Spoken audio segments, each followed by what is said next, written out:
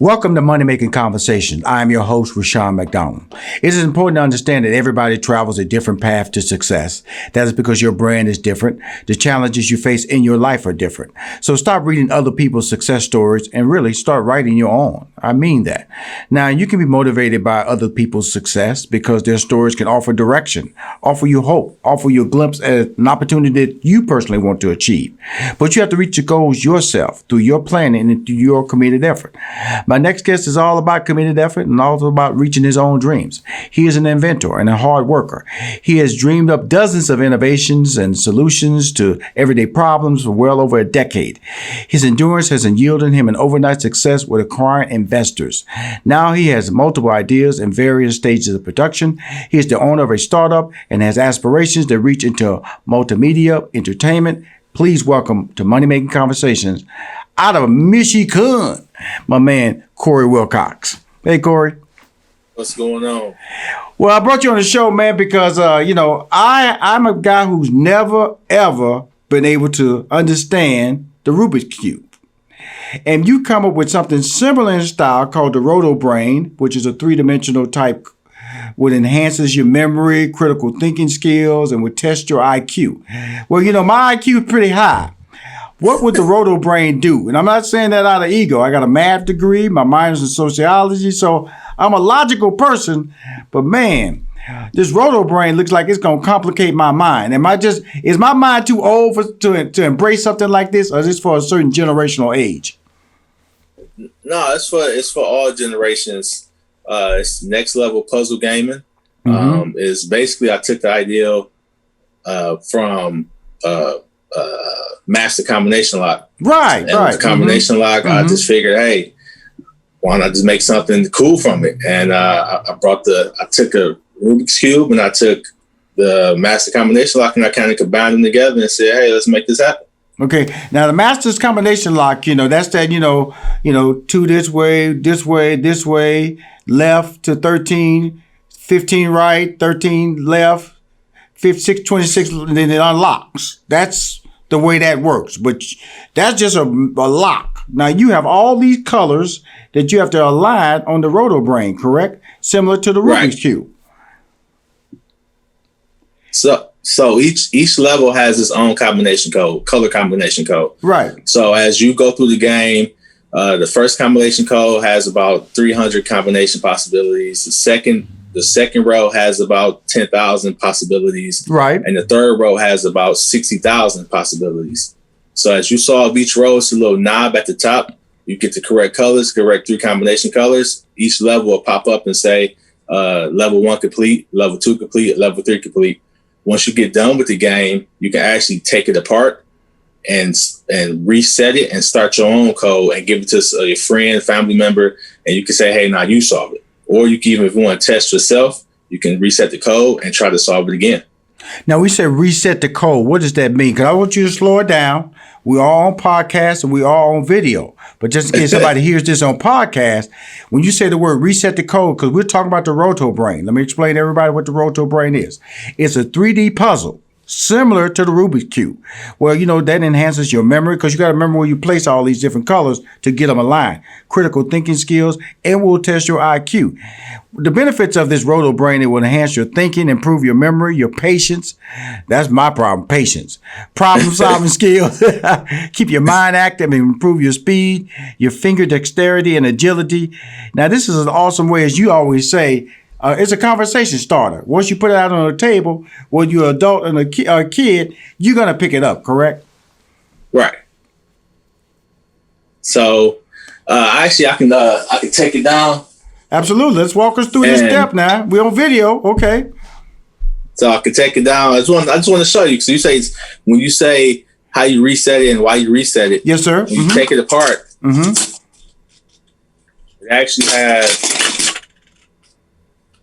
actually has gears that go around.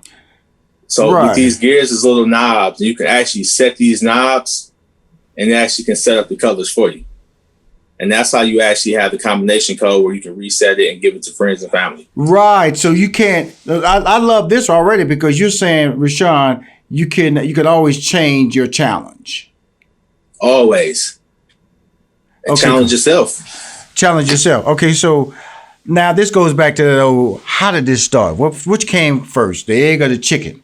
How did this whole thing lay itself out? Because to me, I'm still confused, not in the fact that this is not a talented toy or a talented thinking device, how you pulled it off. That's why I'm confused, because you're stepping into another level of being an inventor that really complicates my life, but also simplifies it because you were able to pull it off. That's why you are who you are, and that's why I'm interviewing you. Hey, I could give the background of the Roto Brain is I was going through a very, very, very depressing time in my life because I've been inventing for a very long time. Yes, sir. So I never really got any success from, showing companies different toys, different products. So I had this, I was just in a deep place in my life, deep, dark place in my life. And I had a conversation with God, and I sat there and prayed. I remember like it was yesterday, just like 5 years ago. I'm sitting in a dark room crying like somebody punched me in my face or something. Right. And I had a conversation with God, and I said, God, if you can give me something that impact and change the world, I tell everybody that you did it. Right. And that's what happened. Then I had that night I had a dream. The Roto Brain was kind of floating in my face in my dream. I woke and I grabbed it. And when I grabbed it, I woke up. And I remember I bumped my wife and I said, "Hey, I think God just showed me something." She was like, "Man, I don't care about that. We got to pay bills, man. You talk about toys." And, yes. So I sketched it up, drew it up, and I came up with the Roto Brain, and it was awesome experience. Now Now we all know about patents. Because how did that work out? How do you go through the patent process? Did you hire a lawyer? Did you do it yourself? How did the patent process work for you? Because you see a lot of people on TV call us for $19.99. Bring us your inventor help. Did you go to inventor help? No. So what you can do, what people don't know, is if you make under $150,000 a year, you can actually do a provisional patent for $65. So when you do a provisional patent for $65, it actually holds the patent for a year. So you can actually take that provisional patent, take it to a company and say, "Look, I got a patent on it." They don't really know. They just know it's a patent. You can say, "Look, I got a toy, I got a patent. Let's talk business." Right. So, okay, so that sounds simple, but you had to lay this design out. You just couldn't put it in just description. You had to have some pictures and some semblance of a design, correct? Correct. So what I normally do for how I license a product is, here's I saw it the cheap man's way, right? You can always go to Fiverr, right? And you can find somebody on Fiverr from another country, have them sketch this up for like $5 or $10, have them sketch it up for you. We call it sales sheets. You you get the product looking good on the sales sheet. You can get Photoshop. You can have it looking like it's in Walmart, all this good stuff to impress the company to make them want to do business with you. You can, once you put the sales sheet together, you submit it to different companies, ask different companies, "Hey, I'm a product developer. I developed this cool product. Can you take a look at it?" And if they decide to go with you, you can get a licensing deal. And based on how their company is and their contract, they can give you whatever contract they want, the percentage. Right. So now you have the idea. Your wife and told you to get out of bed because she ain't got time for all these toys. We got bills to pay. God and gave you this vision. So you sketched it out, and then you got this company that works on the cheap. But that's how foreign labor is sometimes. To set you up and draw and sketch everything out and put it in a professional plan.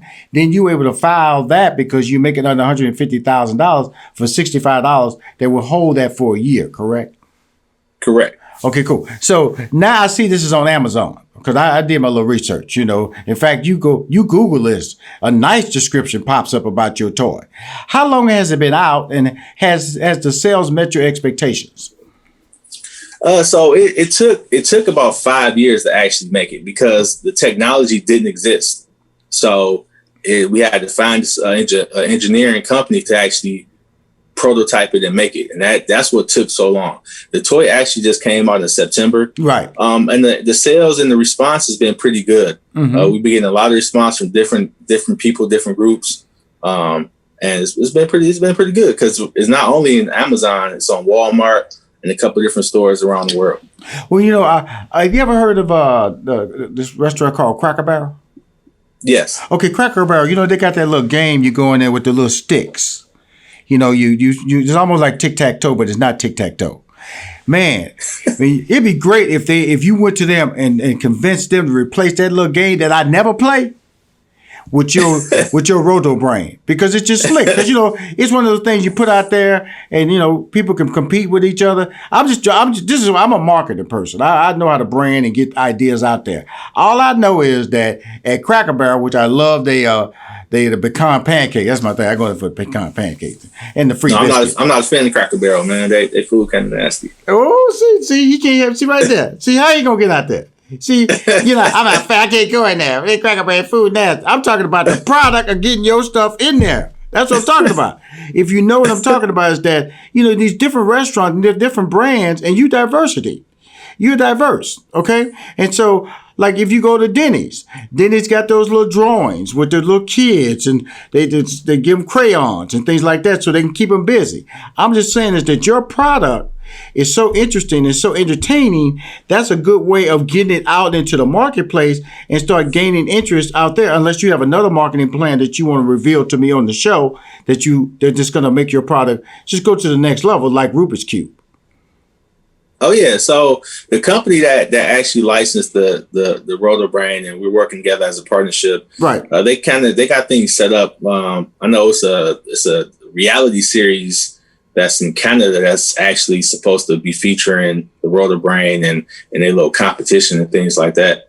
So we got a plan, and this is working pretty good. And it takes some time too, because this is a new product. Right. And people are so used to the Rubik's Cube that it's kind of hard to break that market, because everybody is so used to Rubik's Cube. Rubik's Cube been out for what, 40 some plus years? 40 it's plus been out for years. a long time. So that's our biggest competition. Right. It's Rubik's Cube. So we got to take all those people and bring them over to us. Let me ask you this now. That's your competition. It's just like McDonald's.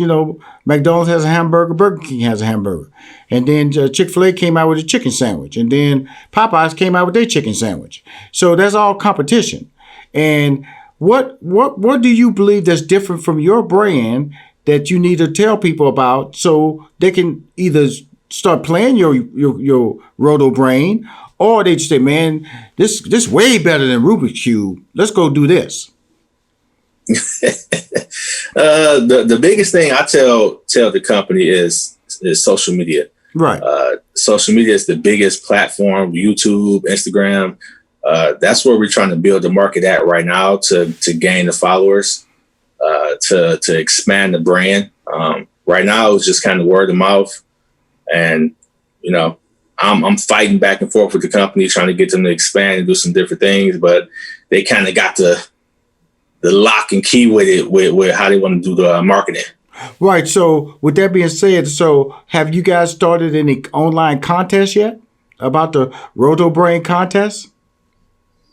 Right now, that's what I was talking about with the reality series that's in Canada right now. They're doing some type of setup right now where they're trying to broadcast it like that, where it's going to be a competition to bring in more people, to bring in more views, and have more eyes on it. Mm-hmm. So right now, this company, and how did their relationship with the company start? Just to list of other entrepreneurs who have ideas. And like I said, when everybody want their product to just blow up. Okay. Right. Now, but you want to have a person that believes in it. And so this was an investor. The company came in, they believed in your product, the Roto Brain. And the Roto Brain is like a Rubik's Cube type product where, like the Rubik's Cube, it enhances your memory, critical thinking, and will test your IQ. That's the value of the Rubik's Cube. The value of the Roto Brain is that you can keep changing your codes. So you're not trapped at the same Rubik's Cube. So once you master a Rubik's Cube, it's mastered. Okay. Right. The Roto Brain, you can change the code, and guess what? You master that code, change the code to another code. That's the beauty of the Roto Brain. Have I figured it out yet? Yes, sir. Never non-stop playing, non-stop fun. Right.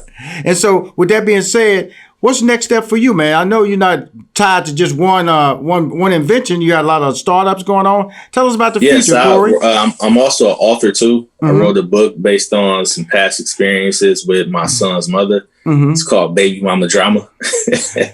Baby Mama Drama. And it's not a book that's degrading women or anything like that. It's just a book I'm just tell you something, that discussed the issues I went through. Corey. First of all, Baby Mama Drama, that title right there, you got me chuckling right there. Okay, so know that you can jump from enhancing your memory, critical thinking, and testing your IQ to baby mama drama. That's like here and there. Okay.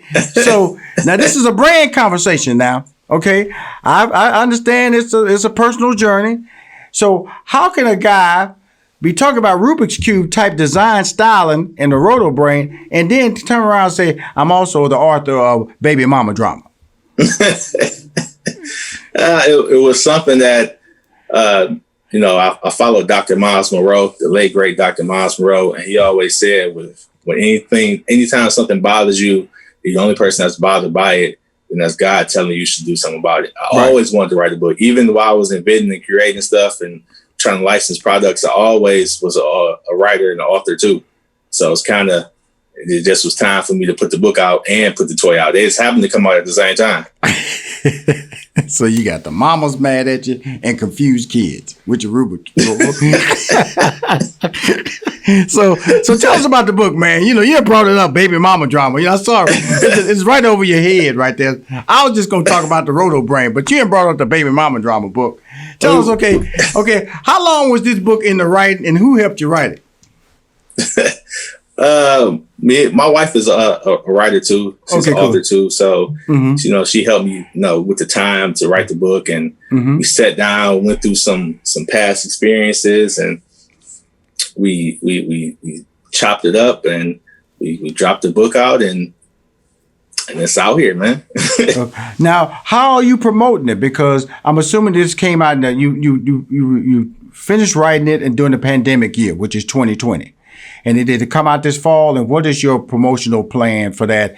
And what message are you trying to create? And it's called Baby Mama Drama. Is that a book that's going to be for men to read, or women can find interest and information out of it for them to be uplifted from? It's a book for both men and women. It's not a book, like I said, that degrades women. It's actually just a book. Like, to me, and what I believe is guys never had the opportunity to have anybody to talk to about situations with their kid's mother, whether it's good or bad. It just always, we were always told, hey, just take care of your kids. Right. So we never had nobody to talk to, no outlet. So when I wrote the book, it's just some personal experiences that just my struggles and my opinions on how you can deal with the situation. Right. Now, with that being said, did they all end positive for you, or are you still struggling with the baby mama drama situation? No. So my son is 14 right now. Right. Mm-hmm. In the beginning, like I said, how the book is written in the beginning, of course, is all bad. But as you grow and you learn, the situation gets better.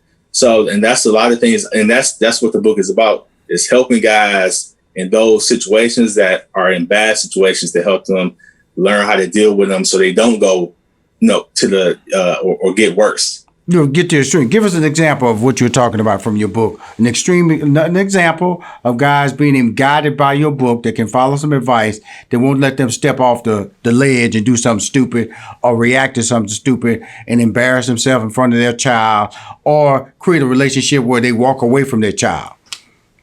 All right. So it's a chapter in my book that I call, it's called Barriers, or Setting Barriers. Mm-hmm. So in this chapter, it talks about how my kid's mother used to call me just random times and talk about random stuff all different times of the night, and was it because she wanted a relationship with you? That right there, to say, hey, you got to learn how to tell her no. Right. Or tell her, look, you only can call me at this time. Right. Because you have to set barriers. Like if you're married to have a girlfriend and somebody calling you in the middle of the night, that can cause confusion in your house. Absolutely. So it's teaching guys, hey, learn how to talk to her in a professional, nice, courteous way. So, it won't be no bickering. Right. And learn and grow from that.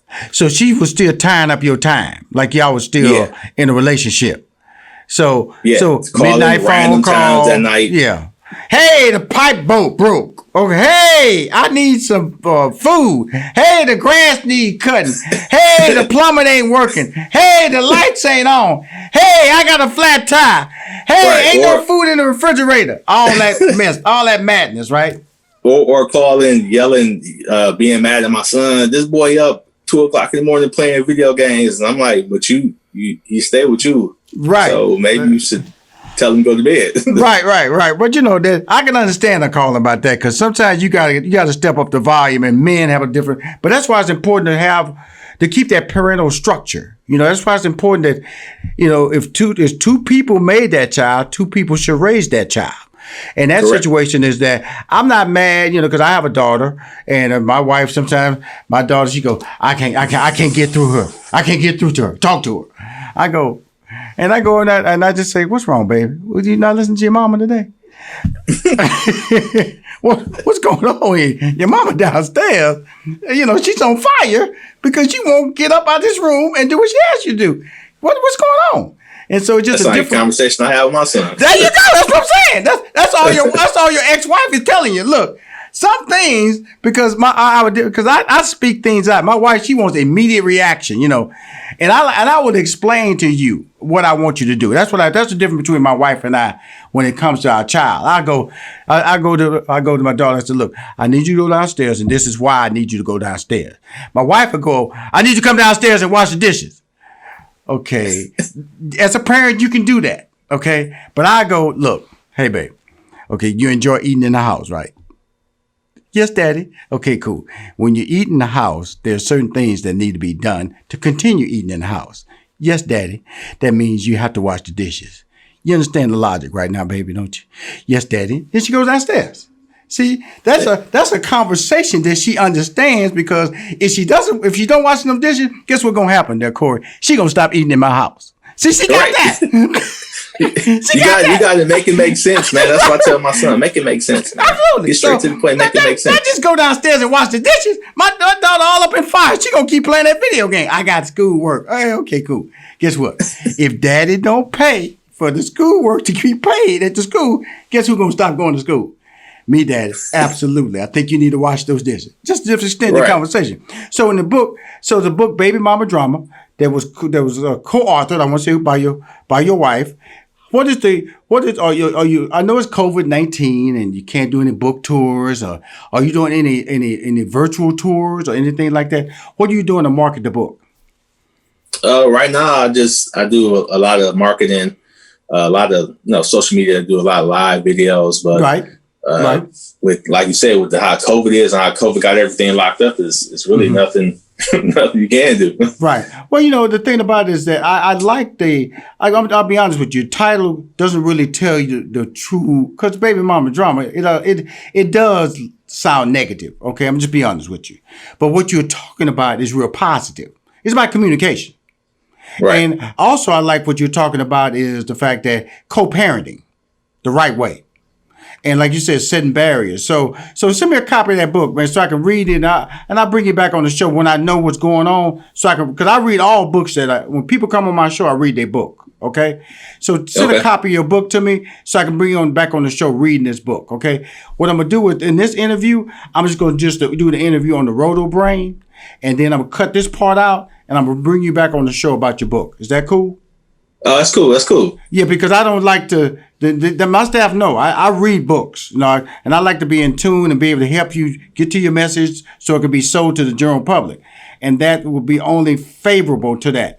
I didn't expect to talk about it during this interview because I was just talking about the Roto Brain, because I would never interview you about a book I've never read. That's not fair to you. Okay. Oh, got you. Cool. So tell us how to buy this Roto Brain, sir. So yeah, man, the Roto Brain, man, is this next level gaming, man, next level fun. I think it's gonna blow any puzzle toy out the water. Mm-hmm. I love it. It's the best thing I ever created, man. I got to give Guy his credit. Yes, sir. If it wasn't for him, then this thing would have never been in existence. I always tell people I borrowed it from God, right. Prayed and asked him for it, and then he let me borrow it. So I'm showing the world. What's your education background on this? That led you to this? Is it, did you go to college, or what's your background technically? No, see, that's the thing. My gift was always creativity. Yes, sir. As a kid, as a youth growing up, I was that kid, right? Mm-hmm. So my mom used to buy me Christmas toys, mm-hmm. right?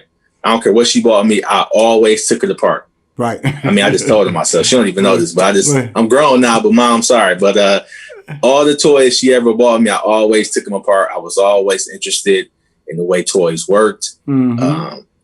So my gift has always been creativity and inventing. My background in education was applied science, but this has nothing to do with science. This is all this engineering and mechanics, I guess.